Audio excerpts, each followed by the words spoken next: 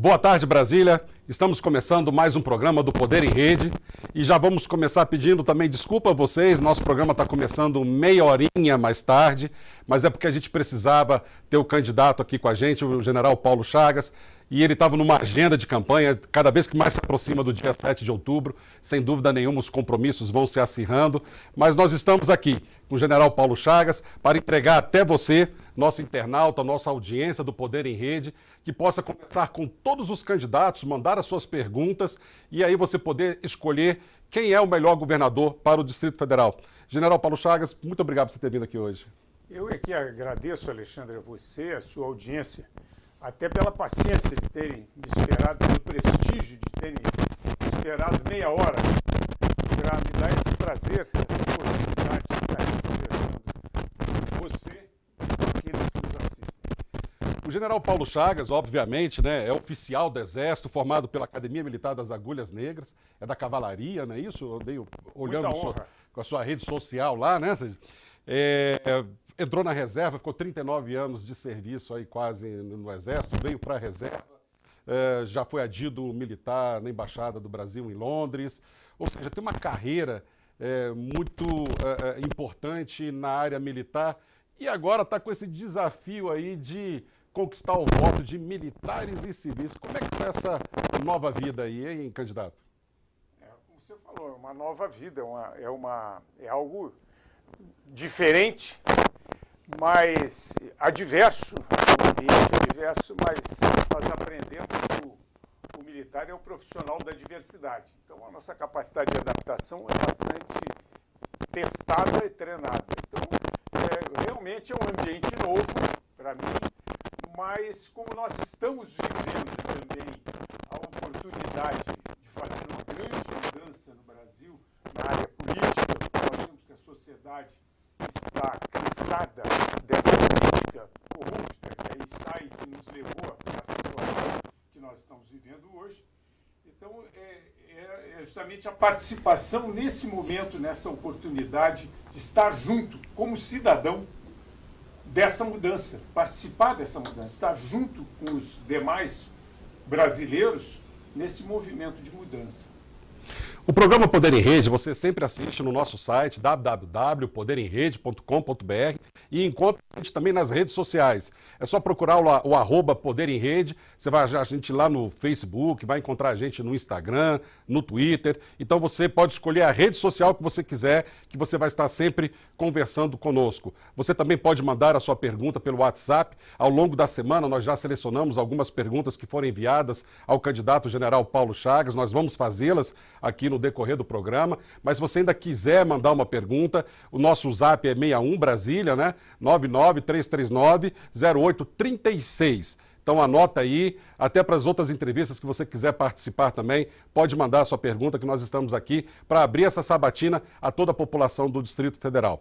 Eu queria tocar num assunto importante, eu vejo, pelo menos na sua campanha, nas redes sociais, uma verticalização com relação à campanha do Bolsonaro, que é líder das intenções de voto, não só em Brasília, mas no Brasil inteiro. É um nome que já está dando como certo para segundo turno nas eleições presidenciais, mas a gente não está vendo essa vinculação da sua campanha aos votos do Bolsonaro tem aqui em Brasília. Qual tem sido essa dificuldade e como é que você pretende mudar alguma coisa aí para que esses votos do Bolsonaro também caiam na sua cesta? A grande dificuldade está exatamente na impossibilidade que houve de se fazer uma coligação PRP-PSL aqui em Brasília, devido a problemas internos do PSL. Então, esse é o grande problema dessa vinculação. Nós estamos falando aqui anteriormente que a grande dificuldade daqueles que iniciam na política e fazem essa incursão na política nesse momento, como é o meu caso, é de se fazer conhecido. Então, tem muita gente, eu realmente me surpreendo com a quantidade de pessoas que já me conhecem e que já conhecem a minha proposta, mas isso ainda é insuficiente. Eu tenho que me fazer mais presente e o tempo é curto. Então, essa vinculação com a campanha, com a popularidade, com a liderança do nosso futuro presidente Jair Bolsonaro é muito importante. E nós temos feito esse trabalho. E tem nos ajudado muito nesse sentido, porque a gente vê que as pessoas dizem, eu quero votar no Bolsonaro. Se tem um general junto com ele, é esse general que eu quero para o governador do Distrito Federal. Tem que mudar o slogan, né? Escolher o capitão, vota no general, né? Uma coisa desse tipo. Mas o mais importante é a nossa identidade de propósitos, né? E essa identidade de propósito está vinculada à nossa identidade de valores, que é da nossa formação.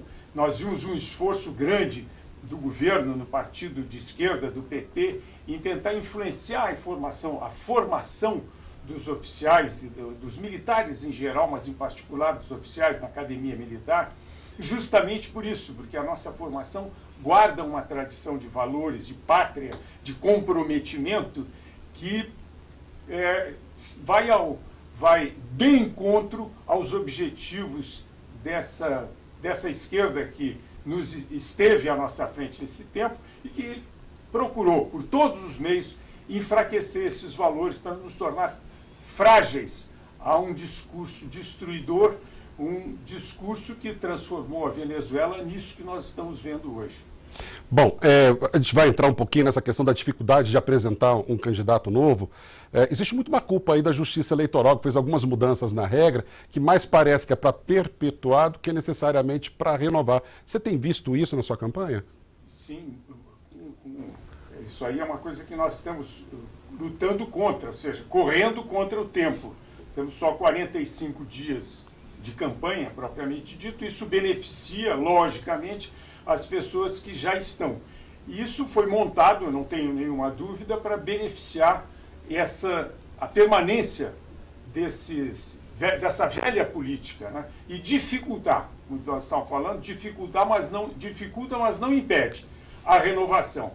Mas como os obstáculos foram feitos para serem vencidos, nós vamos vencer esses obstáculos e vamos chegar ao Buriti, com certeza.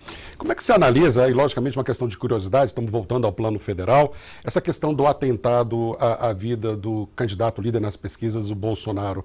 Acabou sendo um tiro no pé, né? Com certeza, foi uma facada que se transformou num tiro no pé, sem dúvida. E nós estamos vendo as informações que já chegaram ao nosso conhecimento, que foi alguma coisa bem planejada, né? Escolheram um cidadão com um aspecto de desequilibrado, mas que de desequilibrado não tem nada, né? Montaram um esquema para chegar e agredir ou atentar efetivamente contra a vida do candidato, porque no momento em que a força dos argumentos está indo por águas abaixo, porque não há argumentos contra Bolsonaro, passaram a usar o argumento da força, adotaram o argumento da força. E é uma tentativa desesperada de tirá-lo da frente, tirá-lo da liderança do povo brasileiro. E foi, como você falou, um tiro no pé, porque a agressão à vida, a tentativa de tirar a vida do líder que nós temos hoje para mudar o Brasil, para mudar o nosso rumo, para mudar a direção que nós estamos nos conduzindo, que não é uma direção aquela que os brasileiros merecem, muito menos aquela que os brasileiros querem, essa tentativa foi frustrada e, pelo contrário, ao invés de reduzir, diminuir ou eliminar a ameaça, potencializou a imagem do nosso candidato, do nosso futuro presidente. Aí as pesquisas nesse momento mostram isso.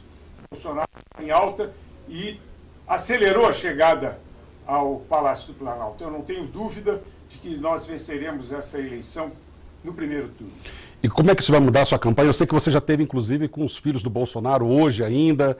O que vocês conversaram? Como é que vai ser isso aí? Não, na verdade, não muda a nossa campanha. Certo. Né? Nós sofremos um baque com relação a isso, a ameaça de nós termos o nosso líder fora desse jogo, né? Embora ele, com a visão política que tem, já tenha escolhido o seu substituto com maestria, o general Mourão, que o João Mourão mesmo falou na entrevista última que ele deu, que ele diz assim, quando o chefe está ferido, o número 2 assume com os mesmos objetivos, com a mesma garra, com a mesma vontade de lá chegar.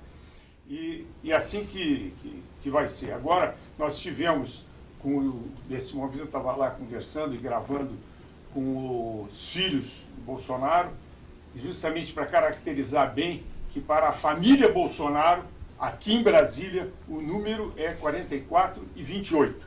Os números, 44 do PRP, 28 do PRTB. Né? E mostrando que o candidato da família Bolsonaro para o governo do Distrito Federal é o general Paulo Chagas.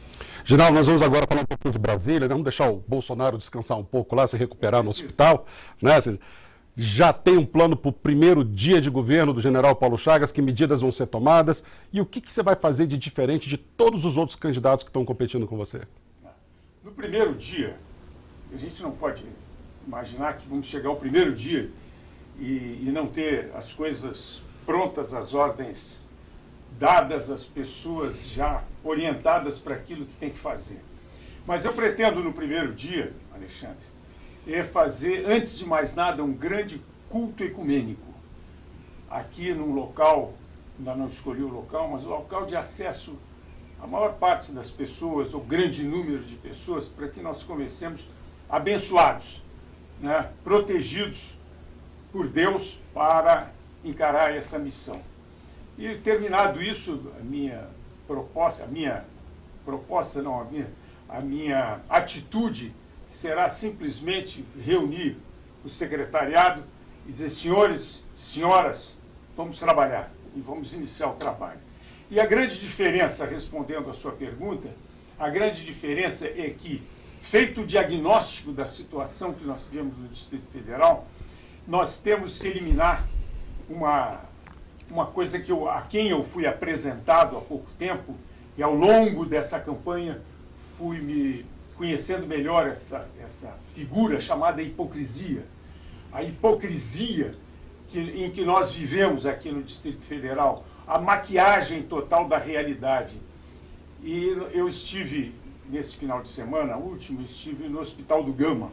Eu fui ver pessoalmente aquilo que eu já tinha visto através da imprensa, a imprensa que nos mostra na televisão, nos mostra a realidade dos nossos hospitais, nos mostra a realidade no canal da comunicação e não da propaganda. O canal da propaganda mostra o Hospital da Criança. A realidade nos mostra o Hospital do Gama, os hospitais onde as pessoas que dependem do Estado estão sendo atendidas. E lá eu encontrei, ao vivo e a cores, a hipocrisia. A hipocrisia que não coloca, na realidade, a saúde pública em primeiro lugar. Eu vi pessoas com a dignidade arrasada, a dignidade pelo chão. Vi uma senhora há 13 dias esperando para ser operada, passar por uma cirurgia, em um quarto que não tinha luz. Eu perguntei para ela: à noite eu fico no escuro. E se precisar chamar alguém, tem que gritar, mas ela está doente, como é que vai ser? Então isso é uma vergonha que não seja essa a prioridade zero de qualquer governo, de ter outras coisas para fazer mais importantes do que, por exemplo, fazer viadutos no final da Asa Norte. Isso é importante, é necessário, mas não é mais importante nem mais necessário do que a saúde, que a vida das pessoas está acima de tudo. E eu vi, ninguém me contou, eu vi essa hipocrisia lá, um hospital imundo, pessoas empilhadas, esperando para ser tratada. Eu vi servidores silenciosamente se desdobrando para atender da melhor maneira possível aquelas pessoas. Aquilo é a realidade. E o que nós enxergamos aqui é a grande hipocrisia. Então, respondendo, Alexandre, a prioridade zero do meu governo será a saúde. Enquanto isso não estiver resolvido, nada terá valor para mim. É o que está na sua frase de impacto: restabelecer a ordem do Distrito Federal começa pela saúde? Começa pela saúde. A ordem que eu digo, no meu entendimento, qualquer aspecto que você levantar precisa ser reorganizado. Nós não temos que criar nada no Distrito Federal, nós temos que criar a ordem, fazer funcionar aquilo que já existe. Nós temos um sistema único de saúde que está totalmente desorganizado. Nós vamos fazer ele funcionar. Se ele não funcionar organizado, é porque ele tem que ser modificado de fato. Mas hoje, nós não podemos chegar a nenhuma outra conclusão. Chegar e dizer, nós vamos fazer hospitais, vamos construir hospitais. Como construir hospitais? Com que recurso nós vamos construir hospitais? Esse recurso tem que ser usado para fazer funcionar aquilo que já existe e não ficar fazendo demagogia ou aparecendo, mostrando aquilo que pode aparecer e que representará a reeleição, mas não é a realidade. A realidade está lá dentro do hospital. No seu primeiro dia de governo, você vai ter que governar a Câmara que vai estar eleita aí. E como é que vai ser esse relacionamento institucional, GDF, com a Câmara Legislativa? E como é que você vai lidar com o tradicional, me dá uma secretaria, toma aqui uma administração regional? Querendo ou não, a gente pode ter uma Câmara Legislativa que seja renovada, mas não tão renovada assim, e lá dentro nós encontremos aí as pessoas que estão acostumadas a entregar apoio mediante o que elas recebam depois, né? É verdade. Mas se você for ver, meu partido não fez nenhuma coligação, a não ser com o PRTB, que é um partido que, pelo fato de ter sido escolhido pelo general Mourão, está perfeitamente integrado com o meu pensamento. E tanto quanto o nosso líder, Jair Bolsonaro, eu não entendo que o toma cada lá deva atender a interesses pessoais ou de partidos. Aliás, eu não tenho nenhum compromisso com ninguém, nenhuma pessoa. Não tenho compromisso com nenhum partido. Eu só tenho compromisso com aquilo que eu tenho dito e com o interesse público, porque eu falo do interesse público. Como você falou, qualquer candidato que você for ver agora fazendo campanha, eles estão falando do interesse público. Eles estão dizendo que vão se empenhar pelo interesse público.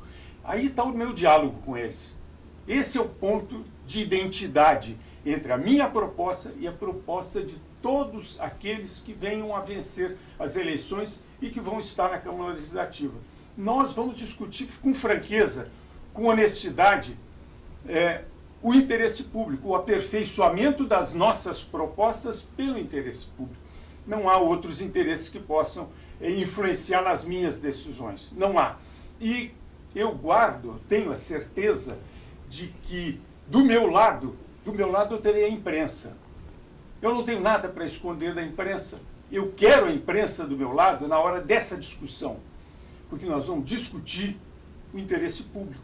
Eu não acredito que apareça alguém na Câmara Legislativa para me dizer o que você tem que me dar para que eu atenda o interesse público. Eu quero ver surgir esse político que me diga o que eu tenho para receber em troca do interesse público que nós estamos tratando aqui. Com vocês do meu lado, com a imprensa do meu lado. A imprensa não é apenas para dizer aquilo que eu tenho que fazer, o que eu estou fazendo, mas é para me criticar, para me orientar, eu tenho que saber disso. Então eu quero ter imprensa do meu lado. Não quero ter imprensa contra mim, nem quero ter ninguém apaniguado comigo.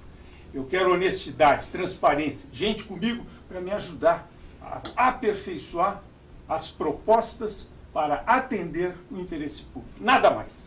A gente passou aí 4 anos sobre a pauta de que Brasília não tinha dinheiro, não tem arrecadação, e essa foi uma tônica desses últimos 4 anos da parte do governo Hollenberg. Como é que você vai atrair investimentos para o Distrito Federal? Como é que você vai destravar o setor produtivo da cidade? Porque hoje é muito mais barato a gente produzir atravessando a fronteira, chegando no Goiás, vendendo para Brasília, já que nós somos uma unidade da federação muito pequenininha, então eu corro do Distrito Federal, vou produzir no Goiás, gerar riqueza para o Goiás e aí acaba perdendo o Distrito Federal. Como é que você pretende reverter essa engenharia? Nós vamos fazer isso em duas etapas. A primeira etapa é que nós temos que ver, aperfeiçoar a arrecadação. Fazer a arrecadação, sem mexer nos impostos, nem para mais, nem para menos, muito menos para mais. Mas corrigir os defeitos, os erros, a negligência, a incompetência que há na arrecadação de impostos. E em seguida nós temos que ver, juntamente com isso, nós temos que ver as renúncias fiscais, de que maneira elas foram feitas. Se foram feitas para beneficiar, como você falou, criar melhores condições para que o empreendedor empreenda e produza, ou foi para beneficiar algum amigo, algum apadrinhado, ou para pagar alguma dívida de campanha? Então, primeiro nós vamos restabelecer a arrecadação como ela tem que ser. E a partir dela, a partir de termos recursos para investimento, nós vamos reduzir pelo menos os impostos até chegar ao nível dos nossos vizinhos aqui, do nosso vizinho principal, que é o estado de Goiás, para que não haja essa diferença. E tão logo seja possível, nós vamos criar outros atrativos, além desse, de reduzir os impostos, para que as empresas que daqui saíram, que nós perdemos as empresas aqui que foram para o estado de Goiás, retornem, para que nós façamos desse eixo, Goiânia, Anápolis, Brasília, o maior polo industrial do Brasil, o maior PIB do Brasil, porque temos condições de fazer isso. Basta não termos outros interesses que não o interesse do Distrito Federal. O assunto da pauta de mobilidade, eu observei já em outras sabatinas o posicionamento com relação à abertura de Zona Azul no centro da cidade. A gente sabe que, né, o centro da cidade ele já está bem congestionado, mas é porque a pessoa, de repente, não tem um transporte coletivo de qualidade para poder deixar o seu carro na garagem. A gente, na hora que abre uma Zona Azul, não estaria penalizando quem não deveria, ou seja, eu estou levando ao contribuinte o peso de repente, não ter estacionamento, não ter edifício garagem, não ter investimento do governo na área de mobilidade e transporte?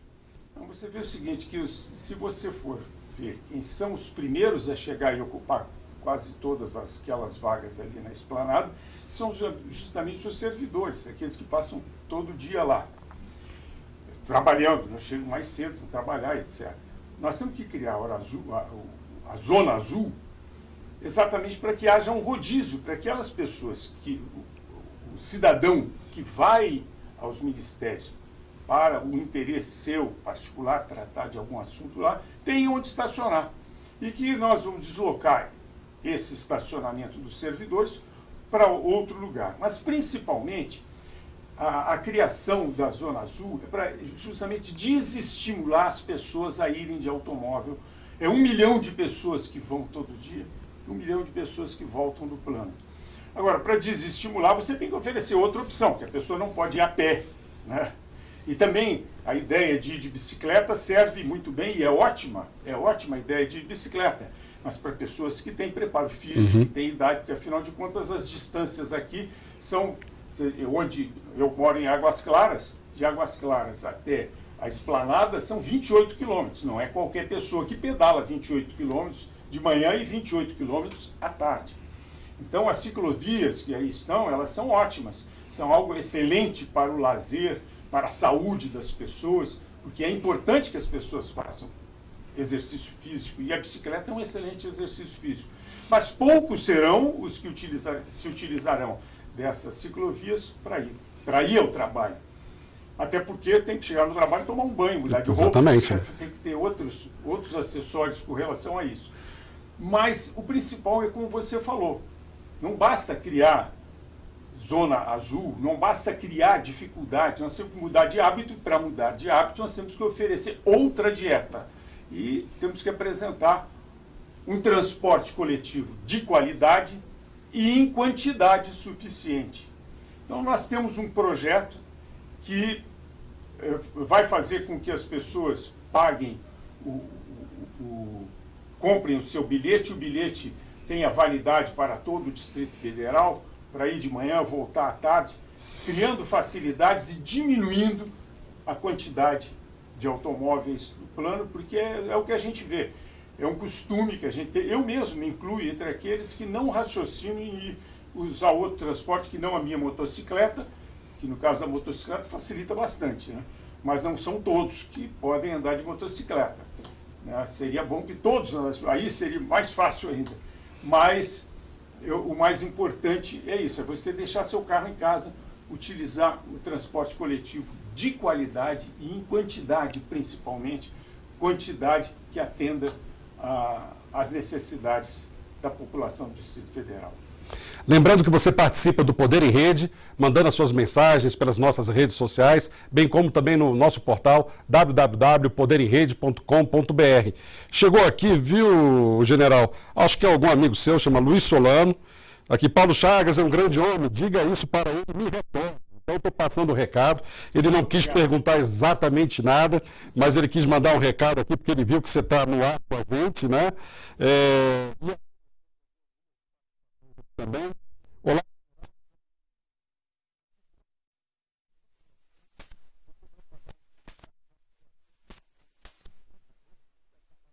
A deve ser servidor, né? Não, ele tem razão, isso é uma dívida. Isso é uma dívida. Se o governo anterior a esse assumiu esse compromisso, é um compromisso de governo que tem que ser cumprido. Agora, eu tenho que mostrar para o nosso amigo que está me perguntando que eu não sou um irresponsável. Eu não sou irresponsável, nem faço promessas, porque eu só posso prometer aquilo que eu tenho absoluta certeza de que eu vou cumprir. Porque eu tenho muita dificuldade de ser mentiroso. Não sou mentiroso, não conto mentiras. Então, se eu disser para você que no primeiro dia eu vou dar um aumento, eu estarei criando aqui uma ilusão, né, criando uma expectativa e talvez gerando uma frustração. Que vai ser, no primeiro dia você vai chegar e vai dizer, pô, esse general já chegou aí, mentiu lá, já não está fazendo. O que eu posso dizer para você é exatamente isso. Eu entendo que isso é uma dívida, é um compromisso que foi assumido e não foi cumprido. E eu, assumindo essa responsabilidade, assumindo esse cargo, passa a ser minha essa dívida. E eu não costumo ficar devendo para ninguém. Já disse isso aqui. Então, vou me empenhar ao máximo para pagar essa dívida que o Estado tem com todos os servidores. Outra pergunta. Eu sou Viviane de Planaltina. Gostaria de saber se você pretende retornar com as carretas da mulher que colocava a saúde mais perto da gente. Era um programa, acho que no governo do PT, que ele colocava, acho que tinha carreta de mama, né? Depois ele veio também com algumas outras. É um expediente que ajuda? Como é que você pensa isso? Com certeza é um expediente que ajuda. Mas, como eu disse, esses são artifícios que foram criados e que estão aí. Estão aí à disposição. O que nós temos que fazer, eu repito, nós temos um sistema único de saúde que funciona em outros lugares. Mas aqui no Distrito Federal não está funcionando. Então, qual é a prioridade? Qual tem a obrigação do governador? Fazer esses 14 hospitais, 6 UPAs, 167 unidades básicas de saúde, funcionarem de acordo com aquilo para o que elas foram criadas. Ou seja, as unidades básicas de saúde têm que atender 80% dos casos. E chegar nos hospitais, se nós temos entre o hospital e a unidade básica, nós temos as UPAs, menos de 20% tem que chegar aos hospitais. Hoje nós vemos que a grande maioria chega aos hospitais e não é atendida. Não é atendida. Então não é só os hospitais que estão sucateados, todo o sistema está sucateado. Nós temos que fazer esse sistema todo funcionar como deveria, para só então vermos quais são as deficiências que ele tem. Porque nesse momento tudo é deficiência, tudo está ruim. Então vamos fazer funcionar aquilo que existe, porque é um investimento, é o menor investimento que nós temos para fazer. E todo investimento de dinheiro público tem que ser muito objetivo, tem que atender ao interesse público e não aos outros interesses de amigos ou de conchavos que tenham sido feitos durante a campanha. Como eu não fiz nenhum conchavo, eu posso me voltar completamente para o interesse público. E é essa a minha intenção, fazer com prioridade. Já falei, prioridade zero, fazer esse SUS funcionar. Quando ele estiver funcionando, nós podemos agregar a ele outros meios que estão aí. Basta ver essa viatura, esse ônibus da mulher, se ele ainda está funcionando, se tem manutenção. Nós vimos lá as viaturas da Polícia Civil, dezenas de viaturas sem manutenção, e a polícia precisando de viatura, ou seja, viatura para a polícia passou a ser material de consumo. Usa, quando estragar, joga fora. E depois não tem dinheiro para comprar outro, uma hora não tem. E periodicamente os governos compram uma quantidade imensa de viaturas, fazem um desfile, como se aquilo, daqui a 5, 6 anos, todas elas estão novamente estragadas, nós temos que começar de novo. Então é isso, nós temos que pensar, repensar tudo isso, no Distrito Federal, em todos os setores, para que as coisas funcionem corretamente e não politicamente, como tem sido. Acabou de chegar uma pergunta aqui, na área de segurança, mas tem um foco muito específico. A Mariana quer saber o que o general vai fazer para diminuir a violência contra a mulher, como sequestro, estupros em Brasília, que tem sido, inclusive, muito noticiado nas últimas semanas, né? Esse é um problema grave e que reflete a situação que nós estamos vivendo realmente. Nós vemos o seguinte, não é um problema exclusivo do Distrito Federal. Nós vemos que no Brasil, hoje, nós temos 63 mil mortes violentas por ano. Nós vemos que, como um todo, a situação da segurança pública está deteriorada. E como nós vemos também que os crimes de colarinho branco, contrabando, tóxicos e outras coisas também estão funcionando, corruptos, a quantidade de corruptos que estão sendo presos pela Lava Jato, nós vimos também que no Brasil o crime está compensando. Vale a pena ser criminoso no Brasil. Nós temos que reverter isso. E a reversão disso passa pelo Congresso, passa pelo sistema judiciário, etc. E aqui no Distrito Federal, o que cabe ao governador é fazer, com os meios disponíveis, equipar melhor a polícia militar, equipar melhor a própria estrutura que existe para que haja vigilância, para que haja essas câmeras, etc., para que haja, em função disso, uma grande vigilância, para que as informações, a informação do ilícito chegue em tempo hábil para que a polícia possa agir. Temos também que agir junto ao judiciário, porque as audiências de custódia é que fazem, a impunidade é que faz a reincidência. Então nós temos que efetivamente punir aqueles que estão cometendo crime, que se você for ver esses estupradores, esses que assaltam no ponto de ônibus, se você for ver, quando você prende, vai ver, já é a terceira, quarta, quinta vez que o cara é preso, depois é solto. Ele já debocha da polícia. Então isso é uma estrutura que está corroída e tem que ser modificada. Eu entendo perfeitamente, outro dia, eu falando dos aplicativos, que tem que haver aplicativo para os ônibus, para você sair de casa e saber como é o aplicativo, esse do Uber e dos táxis. Você sabe quanto tempo vai para chegar onde você está. Isso pode e nós vamos aplicar nos ônibus. E uma pessoa me disse assim, pois isso é muito bom por causa da segurança, porque eu só saio de casa para sair correndo, pegar o ônibus na hora que ele chegar, não ficar no ponto de ônibus, porque lá eu posso ser assaltado. Isso é a falência do Estado. Se eu chegar e dizer assim, vamos fazer dessa forma, vou botar um aplicativo para você não ser assaltado. Isso não vai acontecer. Chegou vai ter que ser a última pergunta pelo nosso tempo aqui, porque a gente tem algumas outras, mas eu achei ela curiosa. Tem assim, general, o seu candidato Bolsonaro tem anunciado abrir escolas militares em todos os estados para resolver o problema da adequação. Você vai abrir mais escolas militares, porque aqui em Brasília já tem, obviamente, né, para todos poderem estudar, inclusive os filhos de civis, ou vai melhorar as escolas que já existem? Obrigado, sou Joilson, morador do Gama, lá perto do hospital, lá onde você pode visitar. Joilson, você já me deu a solução, você acertou na minha solução. Nós temos que fazer escolas que já existem funcionarem bem. E se algumas dessas comunidades, porque a escola é uma comunidade, é uma família que botou as suas crianças lá para serem não educadas, a educação vem de casa, mas para serem ensinadas para a vida, para enfrentar as vicissitudes, enfrentar os caminhos, os obstáculos e vencer na vida. Se essa comunidade achar por bem que o colégio onde os filhos estudam, os pais, os mestres, os alunos, nós vamos militarizar. Tem vários exemplos aqui. Eu hoje estive com um sargento Serafim, de Águas Lindas. Ele me procurou, eu vou a Águas Lindas no próximo domingo. Ele disse que já tem 4 ou 5 escolas militarizadas, porque não são escolas militares. Escolas militares é o Colégio Militar de Brasília, o Colégio Pedro II e o Tiradentes. Mas são escolas que têm uma regulamentação diferente, elas não são abertas. As pessoas, para entrar nessa escola, têm que fazer um teste, passar um determinado nível. Mas nós temos exemplos aqui em Goiás, quase 50 escolas que estão militarizadas, e elas conseguem, basicamente, é respeito, disciplina, ordem, respeito entre o professor e o aluno, do professor com o aluno, do aluno com o professor, disciplina, civismo, ordem.